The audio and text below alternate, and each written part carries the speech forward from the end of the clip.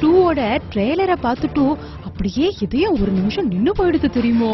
Thala Ajith David பில்லா அப்படின்னு கோவத்துல சொல்லி தன்னுடைய கன்னை எடுத்து ஷூட் பண்றதும், டேவிட் பில்லா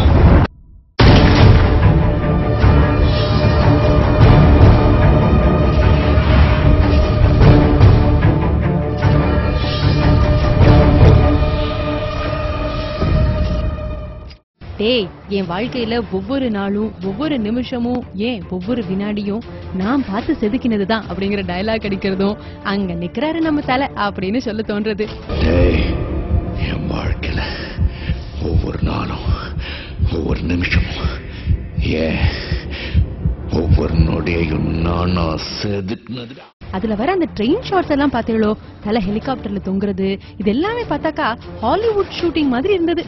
இது எப்படி சாத்தியம் அப்படின்னுட்டு அந்த படத்தோட லென்ஸ்மேன் கேமராமேன் ராஜசேகர் கிட்ட கேட்டப்போ எபிக் கேமரா அப்படின்னு சொல்லிட்டு ஒரு டெக்னிக்கை வந்து யூஸ் பண்ணிருக்கலாம். இது வரைக்கும் யாருமே ஏசியால அந்த மாதிரி ஷூட் பண்ணினதே இல்லையா. முதல்லா இந்த படத்துல தான் பயன்படுத்தி இருக்கிறாளாம் இந்த எபிக் கேமராவை.